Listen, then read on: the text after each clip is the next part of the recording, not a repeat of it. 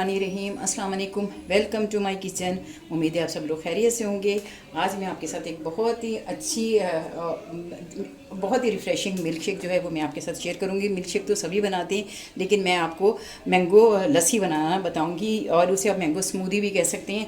और इसके लिए मैंने सबसे पहले एक बड़ा आम लिया, क्योंकि आजकल आमों का सीज़न है, तो आप इसे डिफरेंट तरीके से आप इसको मिल्क शेक बना के और मुख्तलिफ़ तरीक़ों से आप इसे यूज़ कर सकते हैं। ये एक बड़ा आम है जिसे मैंने छोटे टुकड़ों में काट के और इसे फ्रीज़ कर दिया था, फ्रीज़ नहीं किया, फ्रीज़र में रख दिया था।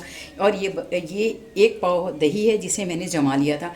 इसे मैं एज ए बर्फ़ के यूज़ करूँगी, ताकि ये होता है कि अगर आप दही वैसी डाल दें तो दूध के फटने का ज़्यादा इम्कान हो जाता है, इसलिए इसको जमा लेंगे तो ये बहुत अच्छा रहेगा और बहुत इसका फ्लेवर मज़ेदार हो जाएगा। इसके साथ ही ये चीनी है जिसे मैंने बारीक पीस के रख लिया था, और ये थोड़ा सा ये बादाम और पिस्ता है जिसे मैंने बारीक बारीक काट लिया था कि जब मैं ये लस्सी बना लूँगी तो उसके ऊपर मैं डालूँगी। और ये साथ बर्फ़ है। ये इतनी ईजी और इतनी आसानी से घर में बनने वाली रेसिपी है, और आप जब इसे अपने घर में बनाएंगे आपको बहुत ही मज़ा आएगा। इसके लिए कोई ज़्यादा चीज़ों की भी ज़रूरत नहीं है, लेकिन ये कि थोड़ी डिफरेंट तरह का ये मैंगो शेक होगा, जो जब आप अपने घर में इसे आप बनाएंगे तो आप ये देखेंगे आपके घर वालों को बहुत ही अच्छा लगेगा। मैं जैसे जैसे बनाती जाती हूँ आपको दिखाऊंगी, साथ साथ मैं आपको दिखाती जाऊँगी। बिस्मिल्लाहिर्रहमानिर्रहीम। अब मैं ज़रा ये मिल्क शेक बनाने का आगाज़ करती हूँ। ये देखिए, सबसे पहले इसमें ये एक आम है, आप चाहें तो आप ज़्यादा भी ले सकते हैं, आप चाहें तो आप कम भी कर सकते हैं। ये बड़े साइज़ का आम है। ये डाल के सबसे पहले, और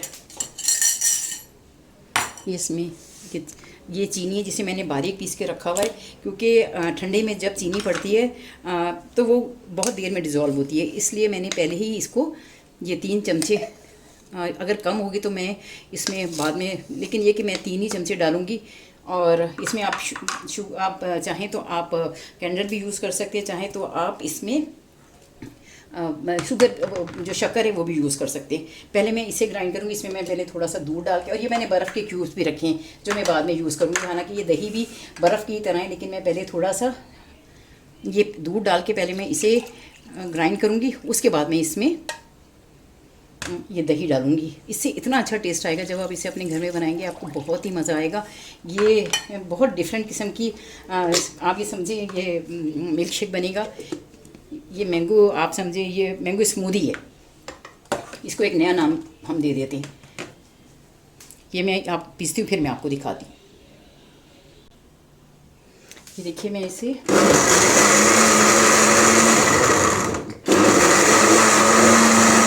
बारीक पीसूँ।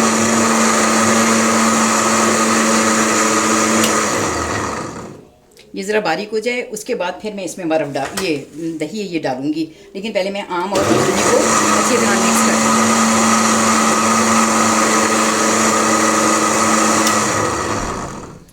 अब मैं इसमें इसके साथ ही मैं इसमें ये दही है, ये देखिए, ये मैंने जमा लिया था ताकि ये अगर मैं दूध में डालूँ तो ये फटे ना। ये देखें, ये इसे मैं थोड़ा सा रोक लेती हूँ, क्योंकि ये मुझे लग रहा है ज़रा ज़्यादा हो गया। तकरीबन ये 1 पाव दही था जो मैंने जमा लिया था।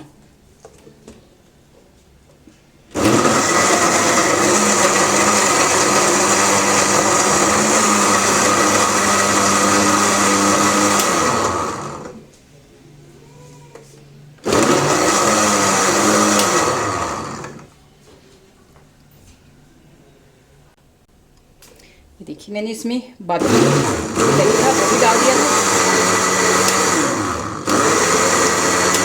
मैंने बाकी दही भी डाल दिया था, और इसमें थोड़ा सा, यानी इसमें 2 गिलास मैंने दूध यूज़ किया है, और 1 पाव के करीब इसमें। ये देखिए, ये कितना अच्छा और कितना मज़ेदार शक्ल से लग रहा है। मैं इसे ज़रा निकाल के फिर आपको दिखाती हूँ। ये देखिए, अल्हम्दुलिल्लाह रब्बिल आलमीन, ये मैंने इसमें ये सब इसमें आइस क्यूब भी मिला दिए, और मेरा जो दही था वो भी जमा हुआ था। तो लेकिन ये है कि आइस क्यूब से ये होगा कि ये और ठंडा और बहुत मज़ेदार हो जाएगा। ये तकरीबन 3 या 4 गिलास बनेंगे। ये देखिए, ये मेरा बिल्कुल रेडी हो गया। इसमें जो बचा है उसे मैं बाद में यूज़ करूँगी। इसमें ये मैं थोड़े थोड़े इसके ऊपर, अगर आप डालना चाहें तो आप डाल लें, और ना दिल चाहे तो ना डालें। इसमें बादाम और पिस्ता मैंने दोनों पीस ज़्यादा ली गई, ये किससे ज़रा थोड़ा सा टेस्ट इसका डिफरेंट और अच्छा हो जाएगा। ये देखिए अल्हम्दुलिल्लाह रब्बिल आलमीन, ये मेरा बिल्कुल रेडी हो गया। अगर आपको मेरा चैनल अच्छा लगे और मेरी रेसिपी पसंद आए तो मेरे चैनल को लाइक करें, सब्सक्राइब करें, दिल चाहे तो बेल आइकन भी प्रेस कर दें। लेकिन मुझे अपनी दुआओं में ज़रूर याद रखें। ज़िंदगी रही इंशाअल्लाह फिर किसी वीडियो में मेरी आपसे मुलाकात होगी। अल्लाह हाफिज़, फ़ी अमान अल्लाह, फ़ी अमान अल्लाह।